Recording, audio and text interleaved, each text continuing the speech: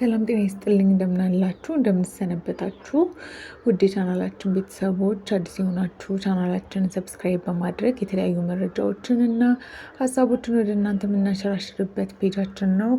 አዲስ የሆናችሁ ለቻናላችን ሰብስክራይብ በማድረግ እንድታበረታቱን በዚሁ ለማሳወቅ እንወዳለን።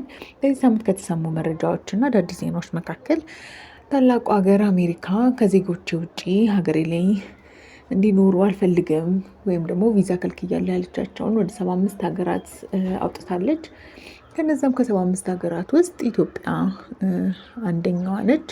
የዚህ ቪዛ እገዳ ወይም ደግሞ ክልከላ በጣም አስደንጋጭ የሚያደርገው ነገር ምንድን ነው? አሜሪካዊ ዜግነት ካላቸው ሰዎች ውጪ ከዚህ በኋላ ለማንም ሰው ቪዛ አልሰጥም ያለችው አሜሪካ። እናም አንድ ቪዛ ያለው ወይም ደግሞ አንድ የአሜሪካ ዜግነት ያለው ሰው ከሌላ ሀገር ወይም ደግሞ ለምሳሌ ከዚህ ከኢትዮጵያ አግብቶ ወይም ደግሞ በጋብቻም ሆነ ልጆችም አሉኝ ብሎ መውሰድ አይችልም፣ ቪዛን መጠየቅ አይችልም ማለት ነው። ይህም ደግሞ ትልቅ የሆነ ኢኮኖሚያዊም ሆነ በብዙ ሰዎች ዘንድ ደግሞ የአእምሮ ጭንቀትንም አስከትሏል። ምክንያቱም ባለትዳሮችን የሚለያይ ነው፣ ቤተሰቦችን የሚበታትን ነው፣ ልጆችን በጋራ እንዳይኖሩ የሚያደርግ ነው እና ከባድ የሆነ አስደንጋጭ የሆነ በዚህ ሳምንት አሜሪካ ካወጣቻቸው ዜናዎች መካከል አንደኛው ይሄ ነው። አብዛኞቻችን እንደምናውቀው አሜሪካ ሄዶ ለመኖር፣ ለመለወጥ፣ ለመስራት፣ ለመማር ብዙ ፍላጎቶች እንዳሉን ይታወቃል። ሆኖም ግን ከዚህ በኋላ ይህ ህልማችንን ይህ ፍላጎታችንን ደግሞ ታላቁ ሀገር አሜሪካ ያው አግደዋለች ማለት ነው። እናም በቀጣይ ብዙ ነገሮች ያው ወደ ጥያቄ ያመራሉ።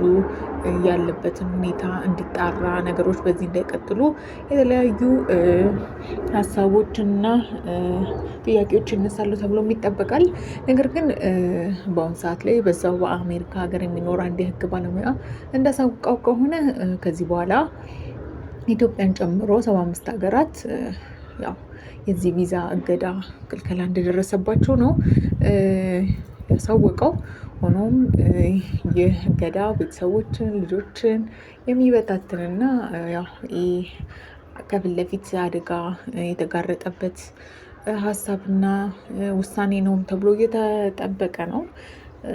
ይህንን ነገር በቀጣይ ተስተካክሎ ለሁላችንም የተሻለ ዜና እንድንሰማ ያድርገን እንላለን።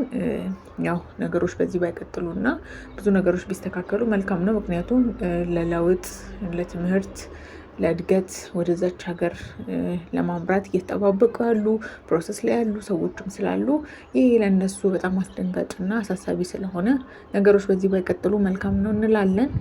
እኛም ይህንን መረጃ ሀሳብ አደረስናችሁ። የእናንተ ሀሳብ ምንድን ነው?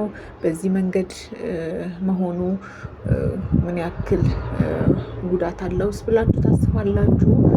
ቤተሰብ ላይ ያለው ጫና፣ እንደ ሀገርም ያለው ጫና ምንድን ነው የሚለውን ነገር ሀሳባችሁን በኮሜንት ላይ እንድታሰፉልን እና ቤተሰብ እንድትሆኑ ቻናላችንን ሰብስክራይብ በማድረግ እንድታበረታቱን እኛም ከወዲሁ ጥሪያችንን እናቀርባለን። ቤተሰብ የሚሆናችሁ ሰዎች ስላደረጋችሁን ቤተሰብ ሰብስክራይብ ስላደረጋችሁ እናመሰግናለን። ከዚህ የተሻለ መልካም ዜናዎች እና በጥሩ ሀሳቦች መረጃዎችም ደግሞ አብረን የምንቀጥል ይሆናል።